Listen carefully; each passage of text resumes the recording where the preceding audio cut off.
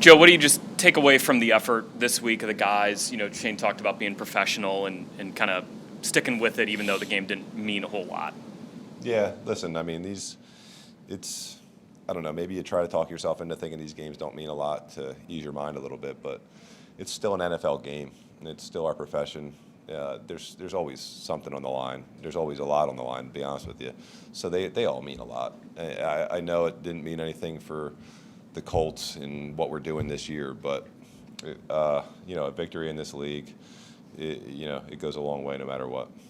This team hadn't beaten Jacksonville in 2 years. I think they lost 5 of the last 6. So how nice is it to kind of get that rivalry on the right side heading into the new season? Yeah, I remember the first time we played them, hearing a lot about that, especially down there, not playing very well. So we wanted to kind of get that rolling in the right direction, and we were close, but just not quite there. And then this game was another one. Usually when things like that happen, it's tough to get that first one, and today was no exception. It was that was the case. So, listen, it's the last thing I think most people want to see, and when you're in the last game of a season, is all of a sudden we're going to overtime, and that was another just impressive mindset for guys to just kind of put everything out of their mind, go out there, be in the moment, concentrate on the task at hand, and go down and have a good drive. You've accomplished a lot in this league, Super Bowl MVP, you've won a trophy. But what did the last 2 weeks maybe tell you about how much you still love playing the game, how much you love the process and getting out there on Sundays? Yeah, it's never easy. It's never any. I've talked about it a little bit, but it's not the easiest position, and not as easy as you would think to be a backup, because you do kind of forget how awesome it is to be out on the field in this league. And you have to kind of find different ways to keep yourself as confident as you need to be in case you need to go out there. But every time that I go out there and take that field, I'm instantly reminded. And I wish I was in a position to be, instantly reminded week in and week out. But yeah, the last 2 weeks, like I said, instant reminder of how special it is to play in this league and how much I enjoy doing it. From your experience in the league, a team that's going to finish 1 or 2 games out of the playoffs, how close are teams like this usually to taking that next step? There's a ton of plays you could probably look at and say, you could probably pick 5 plays and say that's how close we are. But then you could also probably do the same thing in the other direction and say, but yeah, we could have, there's always that back and forth. There's a reason that, you kind of finish around this area.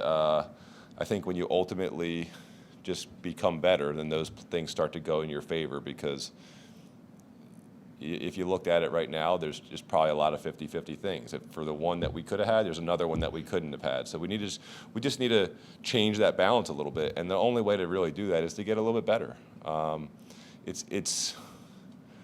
think it's a lot like a lot of stats and all those things that are brought up today. I think you can kind of manipulate it into saying, oh, we were so close, or oh, we weren't, however you want to put it, we weren't that far away. But it's being able to look at the different things and the ins and outs of those and really dissect what the issue was. That's the thing with analytics these days. I think, especially when you're 8-9. When you're 8-9, there's probably a ton of spots where you could look and convince yourself that we were almost there. I don't necessarily think that's the right mindset. I don't think we should be trying to trick ourselves into thinking that we're almost there. I think we should acknowledge, yeah, we are almost there, but we're not there. And I think when you acknowledge that, you free yourself up to get better and take that next step. Talking about stats, so Alec Pierce, he had 37 catches. He averaged 22.3 yards per reception this year. No one's hit those marks since Deshaun Jackson in 2010. You've seen a lot of deep threats. You've thrown to a lot of those guys. What about Alec made him so successful this year? Listen, I think he had a great mindset. I've been really impressed by him. It's a shame that he's only had 37 receptions. That's what I would say, because I think he's obviously you can see what he can do, but he's also better than 37 receptions. He can do other things and can play a bigger role. So I think that's one of the things that we could probably look at, and say, why does a guy like that only have 37 receptions? It's impressive, what he's done. He definitely changes the game for this team and makes a really positive impact. But like I said, I think he's capable of, maybe bringing those yards per catch down a little bit and having a bunch more of them. So. Still, having said that, like, how empowering is it as a quarterback if you see there's not safety help over the top and you got press coverage, just, hey, we can throw it to him? No, it opens things up for sure. I remember back when we were rolling in Baltimore and we had Torrey Smith on one side, and in the couple years we had Jacoby Jones as well. But just getting Torrey, when teams wanted to come up and press us, you knew.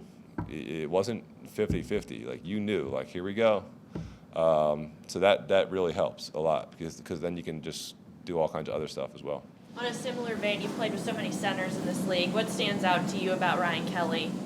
Oh, listen, man, Ryan's done it for a long time. You can tell this place means a lot to him. And he's just tough. He's somebody that wants to be out there week in and week out, grinding through it and being with his teammates and going out there and being in the trenches with everybody. And I think that's what you have to respect about an offensive lineman is a guy that wants to be out there going through the tough times and putting the team on their back, and that's what he's done. Joe, did you have any thoughts that this might have been your last game today? I did not. No, I have no thoughts about being emotional about being the last game. Listen, I mean, to a certain extent, some of those things are out of your control. This doesn't feel like it's the end. I don't want it to be.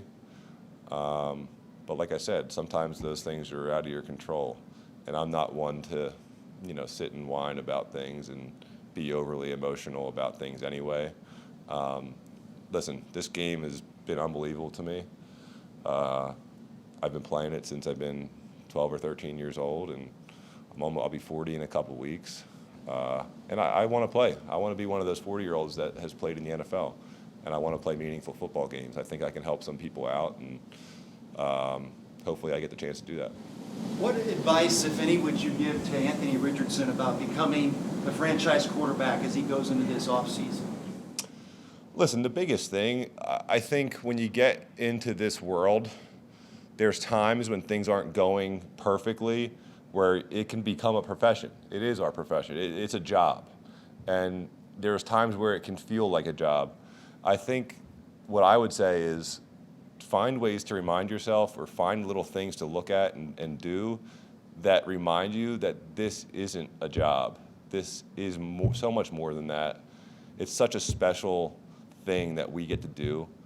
And I think the more you remind yourself of that and remind yourself why you started playing this game in the first place, then the better mindset you'll have to just kind of accomplish what you want to have.